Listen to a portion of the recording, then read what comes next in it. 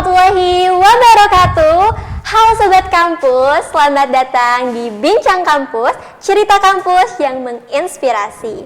Tempatnya kita ngobrol santai, tetapi tetap penuh makna dan tentunya memberikan wawasan.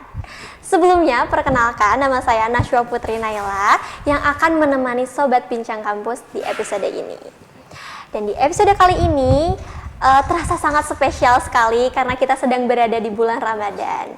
Di bulan ini, pola makan dan minum terasa sangat berubah secara signifikan dibandingkan dengan hari-hari biasanya. Nah, perubahan ini sering menimbulkan pertanyaan nih bagi teman-teman atau keluarga yang sedang masa pengobatan. Nah, kira-kira bagaimana ya cara untuk mengatur waktu minum obat di bulan puasa supaya tetap aman, efektif, dan juga tidak mengganggu ibadah kita selama berpuasa. Oleh karena itu, di episode ini kita akan membahas topik yang sangat menarik, yaitu puasa tanpa khawatir, atur jadwal minum obat dengan tepat. Dan tentunya kita tidak sendirian nih teman-teman, sudah hadir narasumber kita yang sangat luar biasa. Beliau akan memberikan ilmu, wawasan, dan juga tips penting mengenai penggunaan obat atau waktu minum obat dengan tepat selama bulan Ramadan ini. Nah, oleh karena itu, Sobat Kampus semua jangan salah-salah lagi nih kalau misalkan nanti mengatur waktu minum obatnya selama bulan Ramadan ini. Dan siapa sih narasumber kita hari ini? Nah, narasumber kita hari ini adalah Ibu Apoteker Nuri Handayani, Magister Farmasi, yang merupakan dosen sekaligus Ketua Jurusan Farmasi Poltekkes Kemenkes Tasikmalaya. Assalamualaikum Ibu. Assalamualaikum Teh Nashwa. Halo Sobat Kampus. Nah, sebelumnya Ibu terima kasih banyak ya telah menyempatkan waktunya untuk dapat hadir dan juga dapat berbincang bersama kami di Bincang Kampus kali ini. Nah, gimana Ibu kabarnya hari ini, baik? Alhamdulillah sehat. Teh Nashwa gimana? Alhamdulillah Ibu. Semoga Ibu tetap sehat selalu ya Bu. Nah, karena kita sedang berada di bulan Ramadan nih Bu, aku ada sedikit pertanyaan, sedikit saja sebelumnya pertanyaan kepada Ibu. Bagaimana sih Ibu kegiatan Ibu selama bulan Ramadan? Apakah ada kegiatan yang membedakan dibandingkan dengan hari-hari biasanya?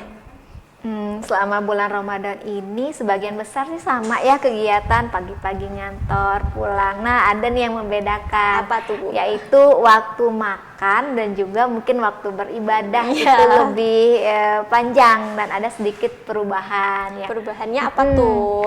Dari segi apa? Dari sahur seperti nyiapin sahur. Biasanya masak itu kan bener, ya deket-deket subuh atau setelah subuh lah ya. Sekarang jam 2 atau jam 1 itu udah mulai nih bangun ya. Tahajud, kemudian nyiapin makanan buat sahur keluarga. Oke, itu ya. Jadi pola tidur juga ada penyesuaian begitu. Ya, mungkin penyesuaian ya Bu dari hari-hari sebelumnya. Iya. Nah, mungkin teman-teman kita lanjut saja ya ke pembahasan utama kita pada hari ini. Dimulai dari hal yang paling mendasar terlebih dahulu nih. Ibu, boleh dijelasin gak sih apa sih yang dimaksud dengan penggunaan obat yang rasional itu? Ya, jadi selama penggunaan obat, target dari tenaga kesehatan ya, terutama dokter atau apoteker yang langsung berinteraksi dengan pasien itu adalah untuk dapat menghasilkan pengobatan dan terapi yang rasional. Apa itu yang rasional? Yaitu obatnya itu efektif sesuai yang diharapkan ya. Ada prinsipnya nih, Teh Nashwa. Ada prinsipnya yang disebut 5T. Pernah dengar nggak Teh Nashwa 5T? Kayak pernah dengar nih Bu. Apa saja sih 5T Ibu? 5T itu? Ya. 5T itu yang pertama, obatnya harus tepat indikasi. Kemudian harus tepat obat. Nah, itu juga tepat obat, tepat indikasi, kemudian tepat dosis. Apa nih kira-kira yang keempat sama kelimanya ya? Apa ya? Coba teman-teman tepat cara penggunaan obat. Nah, yang terakhir tepat waktu penggunaan obat. Jadi ada 5. Nah, yang 5T ini mau bulan puasa ataupun tidak, ini harus tetap sesuai ya, harus tercapai kelima-limanya. Nah, kalau tepat indikasi itu apa sih Bu? maksud dari tepat indikasi itu? Ya, tepat indikasi itu jadi nanti sobat kampus ketika sakit itu harus menggunakan obat yang sesuai dengan kondisi penyakitnya gitu ya. Apalagi kalau penggunaan obatnya ini secara swamedikasi. Nah, kebanyakan kan kalau penyakit-penyakit yang ringan sampai sedang yang tidak membutuhkan obat keras itu kan bisa didapat obatnya secara swamedikasi. Iya, Nah, ini tentunya harus benar-benar sesuai ya. Jadi sobat-sobat kampus kalau lagi sakit nih, kalau ingin membeli obat tanpa resep dokter mungkin hanya sakit mah atau batuk pilek yang ringan, itu sobat kampus bisa langsung datang ke apotik. Jangan beli di warung obat ya. Nah, ini gak sesuai nih. Nah, gitu. Nah, oke Ibu. Selama bulan puasa nih, kan pola hidup kita tuh kan berubah ya Bu. Nah, kenapa sih kita tuh harus tetap memperhatikan sekali penggunaan obat ini supaya tepat? Ya, jadi ketika bulan puasa itu kan tadi ada perubahan pola makan ya. Nah, metabolisme tubuh itu akan berubah juga ya. Waktu pengosongan lambung, kondisi makanan di dalam tubuh itu berubah. Sedangkan beberapa obat itu ya sebagian besar lah ya itu ada yang dipengaruhi oleh sistem metabolisme tubuh dengan keberadaan makanan begitu ya. Jadi harus ada beberapa obat yang disesuaikan cara penggunaan obatnya. Contohnya, contoh obat yang harus disesuaikan itu apa sih Bu? Contohnya apa aja? Jadi gini Teh Naswa, jadi untuk aturan pakai obat itu kan beda-beda ya. Ada yang berapa aja nih? Kalau Teh Naswa pernah minum obat nggak? Pernah Ibu. Pernah ada sakit yang kan? Ada yang 1 kali sehari, ada yang 2 kali sehari, dan ada juga yang 3 kali sehari. Nah, kalau misalkan penggunaannya 3 kali sehari itu gimana sih Bu? Soalnya kan kalau misalkan 2 hari sekali atau 1 kali sehari kan pada sahur bisa, pada saat berbuka bisa. Sedangkan yang 3 kali sehari mungkin sobat bincang kampus atau keluarga dimanapun pasti bingung ya, gimana sih cara buat ngatur waktunya itu? Coba Ibu jelasin, menurut Ibu gimana sih? Iya. Jadi gini ya sobat kampus, mungkin kalau untuk obat yang 1 kali 1, 2 kali 1 itu nggak ada masalah ya. Tinggal digunakan saja kuncinya di jam yang sama ya. Walaupun 1 kali 1 nggak boleh nih, hari ini digunainnya habis sahur, bukan ketika sahur maksudnya. Terus besoknya ketika buka puasa itu kan jamnya berbeda ya. Walaupun 1 kali sehari itu ada aturannya juga, harus digunakan obat tersebut di jam yang sama. Misalnya nih untuk obat anti kolesterol itu kan 1 kali 1 penggunaannya. Nah, itu dikonsumsinya pada malam hari. Nah, jadi di setiap harinya ketika sobat-sobat kampus atau keluarga ya yang harus mengkonsumsi obat anti kolesterol tersebut, setiap harinya harus tetap mengkonsumsi pada malam hari di jam yang sama sebelum tidur ya. Misalnya kalau tidur pasien itu pukul 10. Nah, jadi bisalah 10 menit sebelumnya yang menggunakan obat tersebut gitu. Kalau yang untuk 1 kali sehari. Nah, kalau untuk yang 2 kali sehari, nah ini bisa digunakan ketika sahur dan juga ketika bulan puasa, dan juga harus digunakan di jam yang sama begitu. Tergantung juga nih obatnya apa ya, misalnya antibiotik Ibu contoh. Biasanya antibiotik ya, atau ketika bulan puasa nih masyarakat sering apa sih gejalanya, penyakitnya? Kayaknya sering merasa asam lambungnya suka naik nih Bu kalau misalkan bulan puasa. Ya, betul ya. Kalau bulan puasa itu penyakit yang sering kali dikeluhkan adalah penyakit yang ada hubungannya dengan asam lambung. Karena lambung orang-orang yang berpuasa itu pengosongannya itu panjang ya, sehingga terangsang gitu ya peningkatan atau sekresi asam lambung. Nah, ini obatnya, kalau obat lambung itu harus diminumnya ada yang efektifnya itu ketika lambung kosong sebelum makan ya. Jadi untuk obat untuk menstabilkan asam lambung itu atau menurunkan asam lambung dikonsumsinya kalau misalnya ketika buka puasa, berarti sebelum mengkonsumsi makanan ya, boleh buka puasa minum air putih dulu gitu ya. Jangan langsung minuman yang berasa nih, apalagi yang bersoda-soda itu nanti langsung justru dapat memperparah kondisi lambung orang yang berpuasa. Nah, minum air putih dulu, kemudian konsumsi obatnya, baru nanti kalau kiranya lambungnya sudah merasa nyaman karena pH lambungnya itu sudah turun ya, sudah Iya. tidak asam lagi, baru nanti boleh lanjut nih ke makanan-makanan makanan yang lainnya ya. Nanti juga sama seperti itu ketika buka puasa, dan jangan lupa harus di waktu yang sama. Nah sekarang yang 3 kali sehari nih ya Teh Naswa. Iya, Tadi pertanyaan Teh Naswa yang 3 Iya, kali Ibu, sehari 3 ya. kali sehari. Nah kapan sih 1 kali lagi Sobat Kampus harus mengkonsumsinya? Nah ini bisa dilihat dari interval waktu yang tersisa antara buka puasa ya dan juga makan ketika sahur. Misalnya ada obat tadi contohnya mau antibiotik Iya, ya. Antibiotik itu bagaimana sih aturannya yang Teh Naswa tahu, obatnya harus diapakan? Dikonsumsinya? Harus diminum habis. Harus Ya, habis betul Teh Naswa ya. Dan Iya. Sobat Kampus jangan lupa antibiotik itu harus dihabiskan penggunanya. Tidak boleh terputus dan tidak boleh bersisa ya. Nah itu karena untuk mencegah terjadinya resistensi obat. Nah bagaimana cara mengkonsumsinya? Kalau antibiotiknya itu 3 kali sehari nih Sobat Kampus. Nah Sobat Kampus bisa gampangnya menghitung aja ya jarak antara buka puasa ke sahur. Misalnya Sobat Kampus itu makan sahurnya itu selesai di pukul 4 ya, boleh langsung diminum antibiotiknya pertama. Nah yang kedua ketika buka puasa ya sekitar jam 6 lah ya, makan gitu ya, kemudian minum antibiotiknya baru 2, tinggal menghitung dari jam 6 ke jam 4 itu ada jarak waktunya berapa jam, yaitu ada 10 jam. Iya, betul ya ada 10 Teh Naswa jam. ya, 10 jam.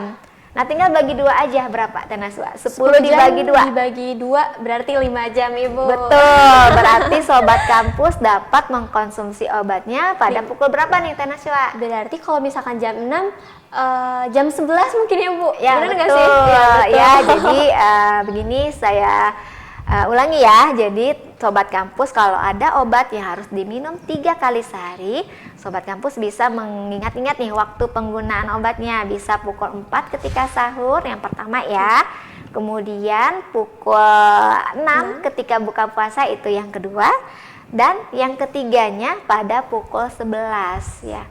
Gimana kira-kira pasien yang mengkonsumsi pukul 11 ada kesulitan nggak nih Teh Naswa? Kayaknya kalau misalkan pukul 11 nih Bu, menurut aku sendiri ya sebagai kalau misalkan aku minum obat, pastinya tuh kan udah buka puasa, udah taraweh, udah tadarus kan suka capek yang ngantuk. Nah takutnya tuh ketiduran Bu. Nah kalau misalkan ketiduran, terus bangun-bangun sahur itu gimana sih Bu? Kalau misalkan kita lupa minum obat jadi 2 kali sehari, jadi 3 kali sehari.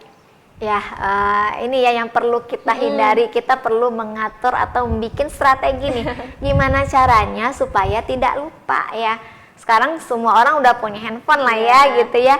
Nah, bisa deh dicoba dengan pasang alarm ya, kali aja ketiduran. Tapi kan kalau bisa ditahan kantuknya, bolehlah habis tarawih tadarus dulu atau ya bisa bincang-bincang dulu ya, diskusi atau gimana ya. Jadi sebelum tidur itu diusahakan minum obat dulu ya tadi pada pukul 11 ya. Mungkin kalau keluarganya itu lansia yang harus mengkonsumsi obat, boleh dibantu oleh keluarganya untuk mengingatkan ya. Karena kalau pasien lansia itu cenderung obatnya itu banyak banget ya Teh Naswa ya. Jadi memang perlu pendamping minum obat untuk pasien lansia.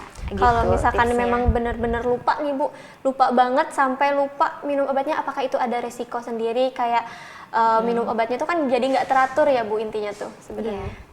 Nah kalau memang ternyata ya mungkin ada ya kasus seperti itu, bisa jadi ada. Ya kalau untuk antibiotik sendiri tadi karena memang beresiko ya ketidakteraturan minum obatnya tadi dapat menimbulkan resistensi Teh Naswa. Ya Terus, bisa seperti itu. resistensi itu apa sih Bu? Sobat kampus kira-kira ada yang belum tahu nih. Oh iya Ibu mungkin cukup dulu ya, ditahan dulu. Kita lanjut nanti karena di sini kita ada break terlebih dahulu. Dan jangan lupa ya teman-teman Sobat Kampus, jangan kemana-mana, tetap di Bincang Kampus, cerita kampus yang menginspirasi.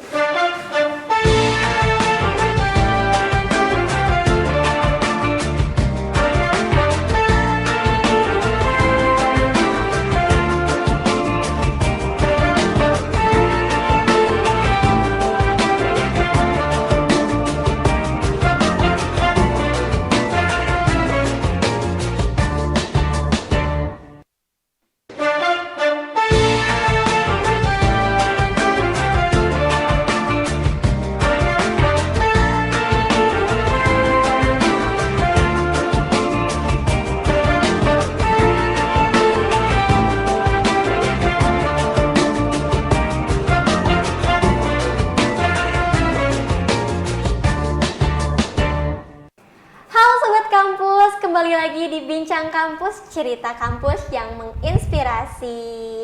Baik, kita lanjutkan lagi ya perbincangan kita sebelumnya yang bersama narasumber kita yang luar biasa ini. Baik Ibu, saya sebutkan kembali ya pertanyaan yang tadi telah saya sebutkan.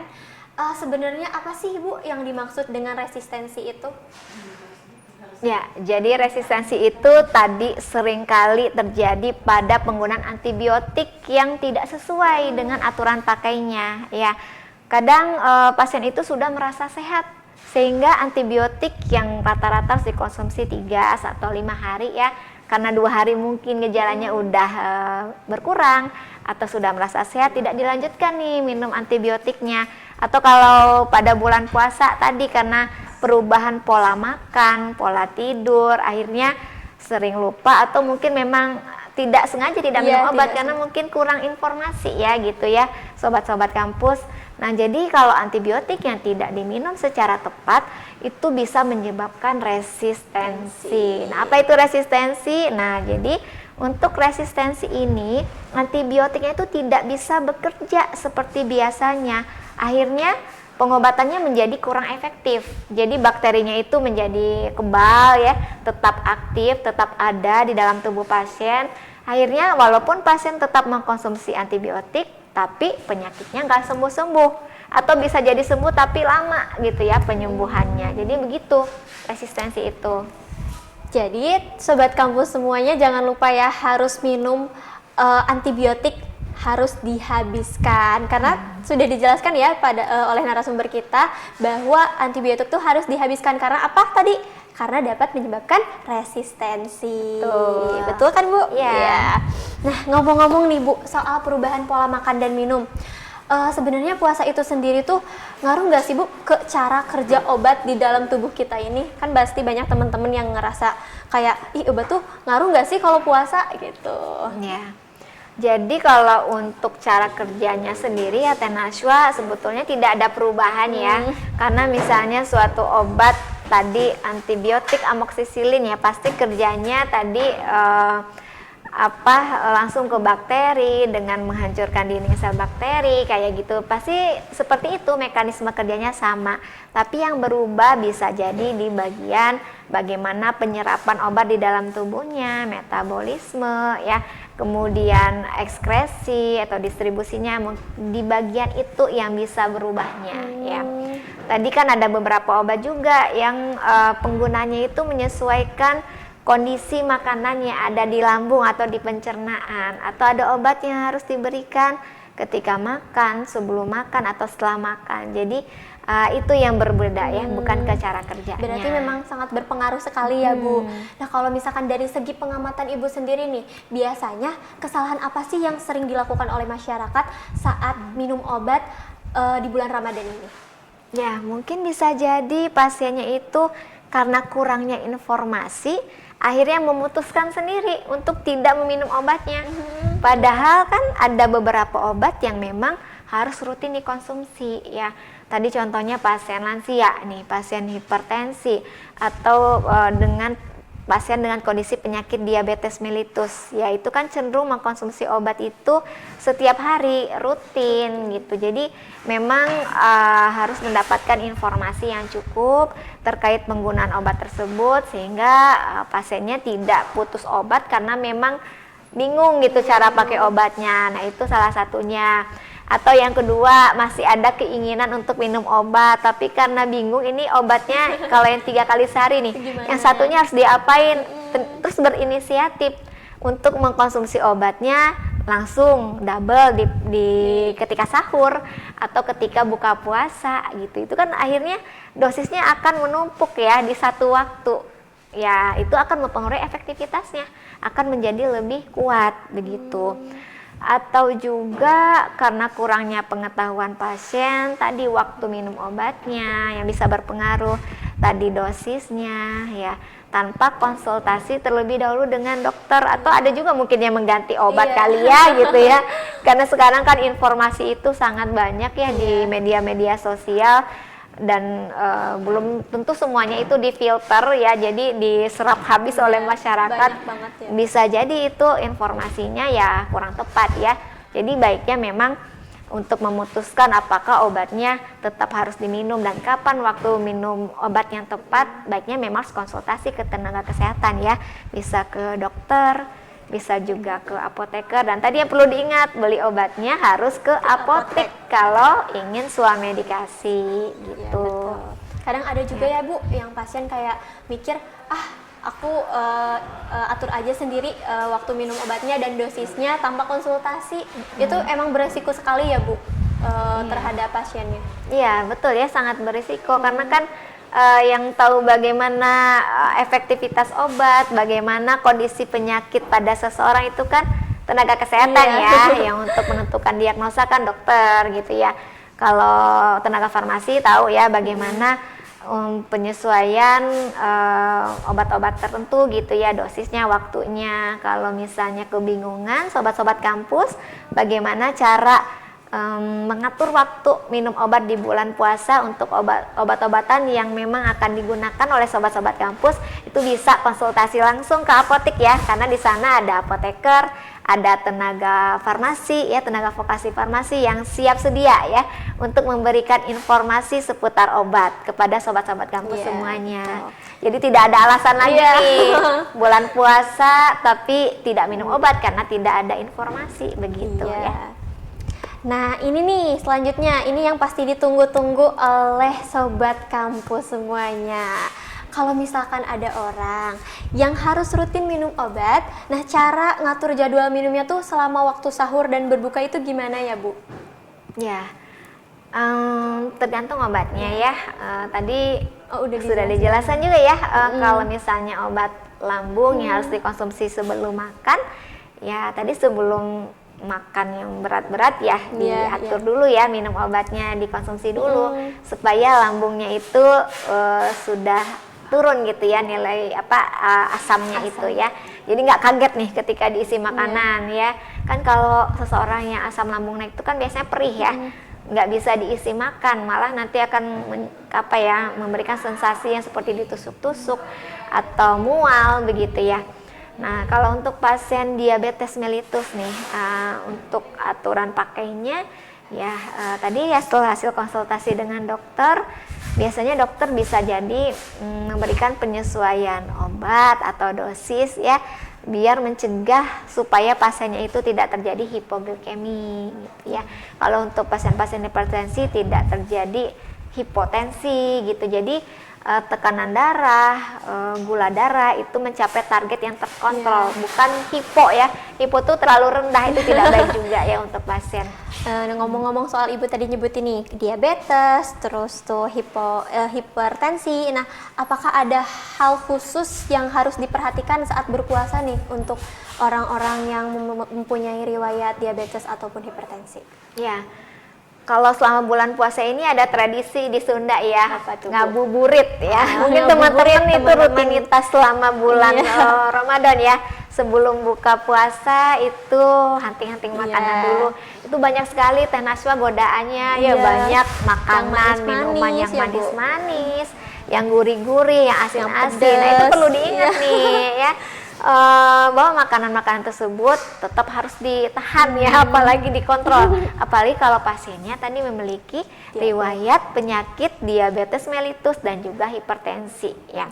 Karena kalau makanannya asin-asin pada pasien hipertensi itu justru dapat memperparah resiko penyakit hipertensinya gitu. Dan juga untuk diabetes mellitus sama ya, walaupun minum obat, pola makan harus tetap dijaga supaya kadar gula darah atau tekanan darahnya tidak melonjak drastis karena pola makan yang tidak sesuai gitu dengan kondisi penyakitnya.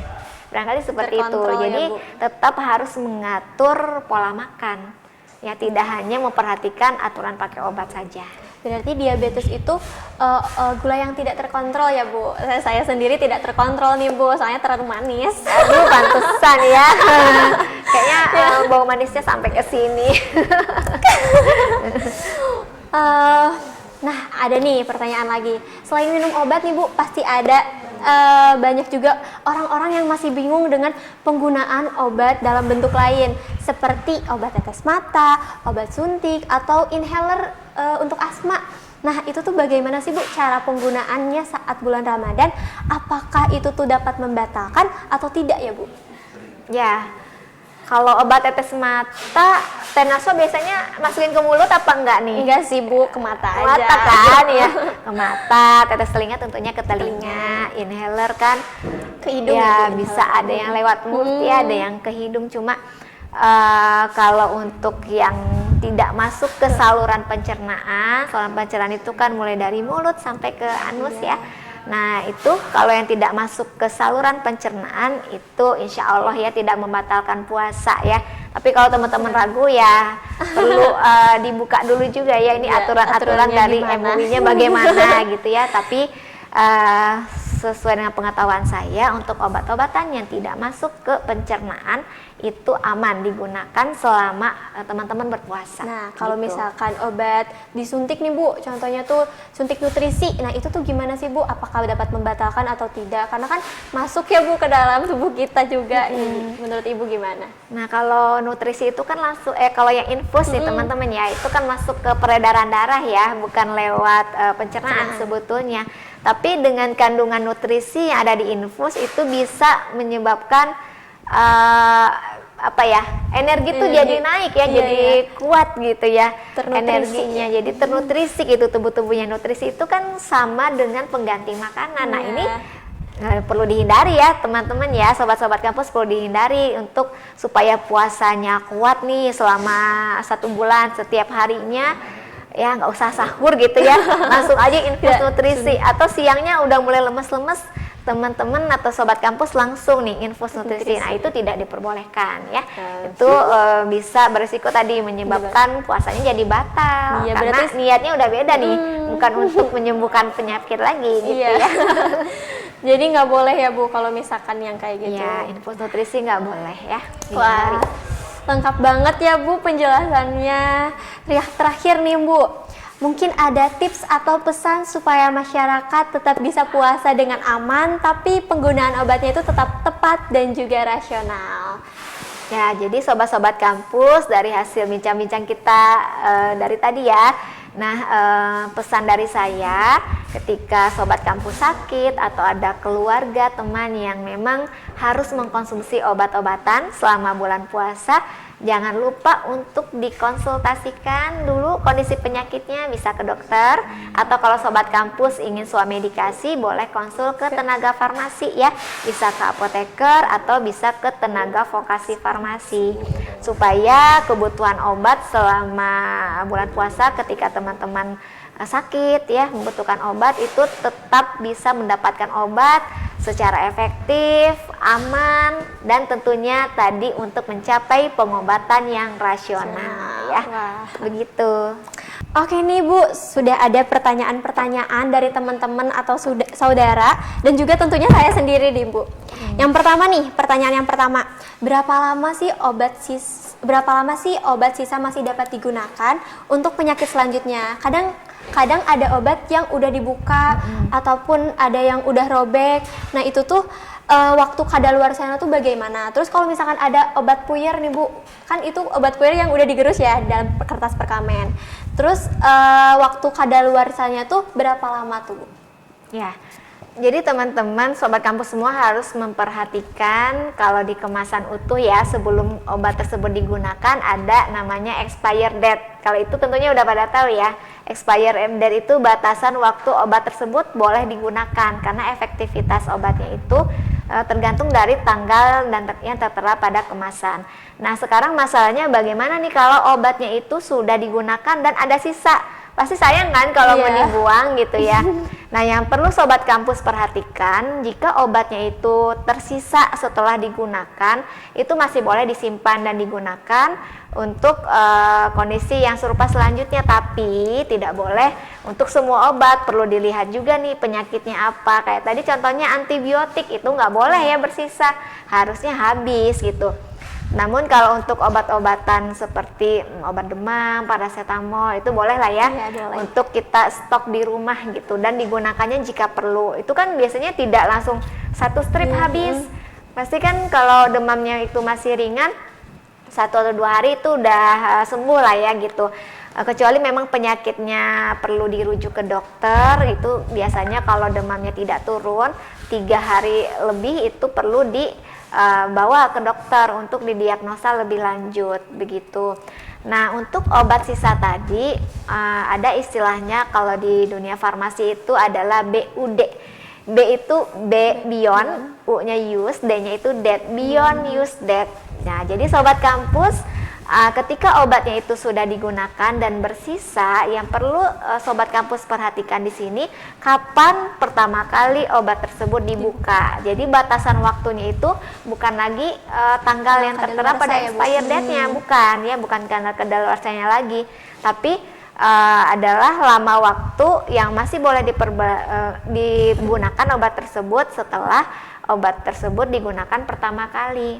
Gitu, misalnya untuk obat sirup nih, obat sirup penurun demam pada anak-anak gitu ya, terkadang nggak habis 1 botol langsung. Nah, itu masih boleh disimpan dan digunakan, itu batasan waktunya kurang lebih 1 bulan. 1 bulan Gitu nah, ya. Kalau misalkan puyer Bu, Nah, kalau puyer itu kan, puyer itu obat racikan ya. Obat racikan. Nah, obat racikan itu kurang lebih sama ya, maksimal 1 bulan, tetapi sebelum digunakan juga. Tapi kita kalau puyer itu kan begini ya, nggak tahu ya komposisinya apa, jadi baiknya tidak digunakan lagi karena tadi obatnya yang diresepkan dokter itu kalau masyarakat tuh kadang nggak tahu apa, kecuali kalau farmasi yang membuatnya mungkin tahu gitu, jadi baiknya tidak digunakan lagi ya. Nah, kalau tadi obatnya tablet deh, contohnya ya, tablet itu kan kalau yang di dalam strip itu kan cenderung aman ya, ketika dikonsumsi 1 atau 2 atau 3 itu kan yang sisanya masih dalam kemasan yang utuh. Kalau misalkan gitu. stripnya robek Bu, misalkan ada 1 obat nih yang udah robek, apakah itu boleh dipergunakan buat diminum atau nggak boleh ya? Soalnya kan itu takutnya udah terkontaminasi ya Bu obatnya tuh. Ya baik ya Teh Nashwa, jadi kalau tadi misalnya yang kondisinya masih aman, tidak ada robekan, itu yang perlu diperhatikan adalah tetap patokannya ke tanggal kadaluarsanya ya, ke expired date-nya. Tapi kalau sudah robek, itu khawatirnya akan ada cemaran-cemaran yang masuk gitu, jadi itu akan dapat merubah kondisi dari obatnya ya, bisa fisikanya atau kimianya berubah sehingga efektivitas obatnya itu akan berpengaruh juga. Misalnya obatnya jadi jamuran gitu kan, bisa jadi gitu karena kelembabannya tidak terjaga, itu menjadi kurang efektif nanti obatnya, atau bahkan dapat menimbulkan masalah kesehatan yang lainnya begitu. Makin lebih parah ya Bu takutnya. Iya gitu ya. Jadi kalau misalnya tadi obat sisanya masih dalam kemasan aslinya, dalam strip yang terjaga gitu ya, tidak ada sobekan. Nah, ketika minum obat tetap harus diperhatikan ya, itu obatnya itu taruhlah tablet gitu, berubah nggak warnanya, ada jamur atau tidak, retak nggak obatnya gitu ya. Kalau kondisinya masih utuh sama seperti yang asal, itu boleh dikonsumsi boleh ya. aja ya Bu. Ya, tapi ingat ya, untuk obat-obat tertentu yang hanya digunakan jika perlu saja, biasanya obat demam, obat penghilang rasa nyeri gitu, atau obat yang boleh untuk suami medikasi ya, obat untuk menurunkan asam lambung gitu ya. Kalau untuk kondisi-kondisi berat tetap harus dikonsultasikan ke dokter. Oke, tadi udah disinggung nih Bu tentang puyer. Nah, kalau misalkan ada obat tablet yang digerus sendiri untuk anak kecil, jadi si pasiennya tuh ngegerus sendiri obatnya tuh buat anaknya, apakah itu dapat berisiko atau tidak ya Bu? Ya, kalau untuk obat digerus sendiri, jadi kalau ibu-ibu nih ya, memang ini agak galau juga nih kalau anaknya susah minum obat gitu, padahal khawatir, misalnya contohnya penyakitnya demam gitu ya. Ini kan demamnya itu harus diturunkan karena bahaya ya kalau pada anak-anak yang demam itu bisa sampai kejang kalau suhu tubuhnya naik terus. Jadi obatnya harus dikonsumsi oleh anaknya. Nah, biasanya ibu-ibu nih perlu berstrategi ya.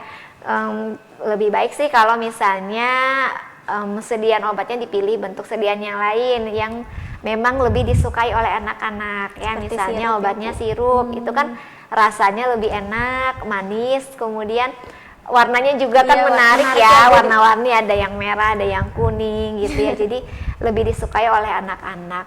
ataupun kalau usianya masih di bawah 2 tahun itu ada bentuk sedianya yang di drop, namanya ditetes tenaswa ya. Jadi itu kan lebih mudah ya pemberiannya, walaupun anaknya nggak mau buka mulut, tapi kan itu pipet tetesnya bisa masuk ke mulut ya, tinggal pencet aja sesuai dengan usia anak tersebut begitu. Nah, tapi kalau nggak ada cara lain ya tetap harus baca aturan pakainya ya.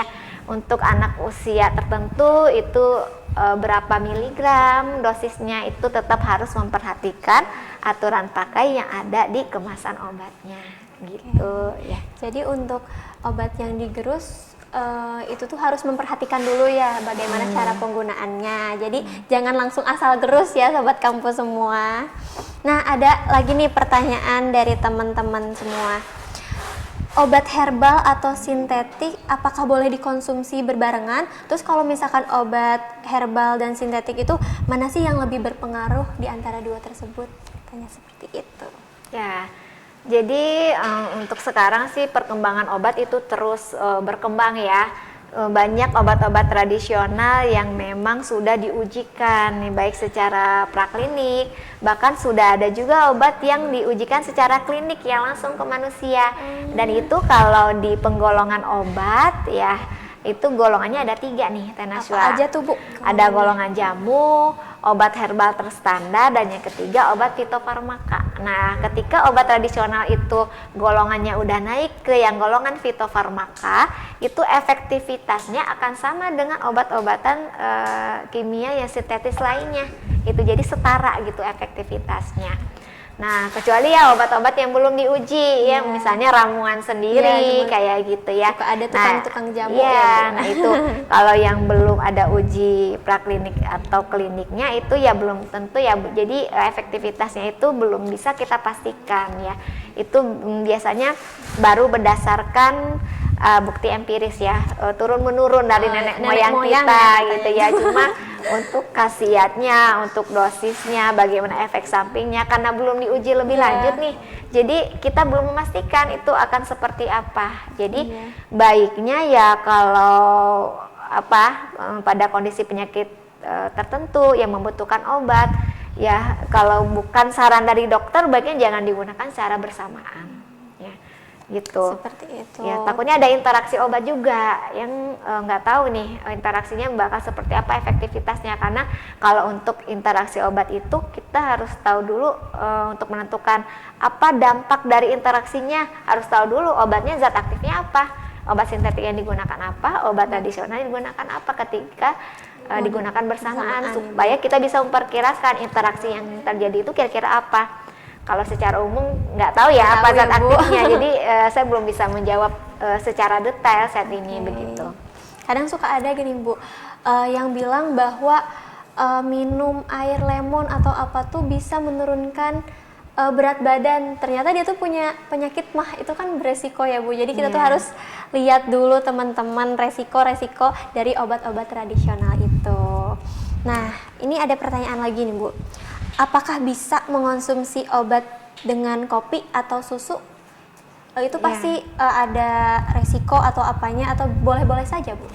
Ya, kalau mengkonsumsi obat bersamaan dengan obat-obat tadi minuman ya, minuman kopi, susu ya baiknya kita mengkonsumsi obat itu dengan minumannya netral-netral aja yang biasa aja, yaitu yang paling sehat itu tentunya air putih tenaswa ya, karena ada obat-obatan yang dapat berinteraksi dengan susu ya, bukan dengan susunya tapi dengan kandungan yang ada di dalam susu, dalam kopi ya. Misalnya contohnya obat asam lambung, antasida gitu, itu dapat berinteraksi dengan kalsium yang ada di dalam susu. Jadi nanti absorpsinya bisa terhambat, penyerapan obatnya itu akan terhambat gitu di dalam tubuh, itu akan mempengaruhi efektivitasnya gitu. Jadi efek yang diharapkan itu tidak akan tercapai. Jadi kesembuhannya bisa jadi lebih lama atau tidak berefek gitu obatnya, karena yang diserap itu akan berkurang obatnya di dalam tubuh. Selanjutnya nih Bu, menurut Ibu aplikasi pengingat minum obat itu efektif atau enggak sih Bu? Pada zaman sekarang kan banyak banget ya Bu aplikasi-aplikasi pengingat obat. Nah itu tuh menurut Ibu efektif atau tidak? Ya, jadi itu adalah perkembangan teknologi ya. Kita juga harus beradaptasi dengan perkembangan teknologi yang ada. Ini adalah salah satu upaya-upaya tenaga kesehatan nih, supaya ada suatu alat yaitu aplikasi yang dapat membantu supaya pasiennya tidak terlupa minum obat. Ya, itu sangat bagus sekali untuk diterapkan, bisa saja. Cuma kalau untuk pasien lansia ya ini kesulitan juga nih kayaknya ya, karena agak ribet, mungkin agak repot ya menggunakan aplikasi. Jadi tetap perlu ada pendamping minum obatnya ya. Mungkin aplikasi itu digunakannya oleh keluarganya gitu, oleh anaknya gitu ya, atau cucunya, yang tetap harus ada pendampingnya untuk mengingatkan ke lansianya gitu ya. Wah, luar biasa banget ya teman-teman obrolan kita hari ini. Banyak sekali wawasan dan juga ilmu yang dapat kita dapatkan dari obrolan kita hari ini. Terima kasih kepada Ibu Apoteker Nuri Handayani, Magister Farmasi, atas ilmu, pengalaman, dan juga wawasannya. Semoga dapat membuka kita untuk mengetahui bahwa sakit ataupun dalam masa pengobatan bukan penghalang bagi kita untuk menjalankan ibadah puasa. Yang penting kita harus tahu waktu minum obatnya dengan tepat dan sering-sering berkonsultasi terhadap dokter ataupun apoteker. Wah, luar biasa sekali ya obrolan kita hari ini. Sangat banyak sekali wawasan dan ilmu yang dapat kita dapatkan. Putri Naila pamit undur diri. Semoga bisa bertemu di episode selanjutnya. Wassalamualaikum warahmatullahi wabarakatuh. Bincang Kampus, cerita kampus yang menginspirasi.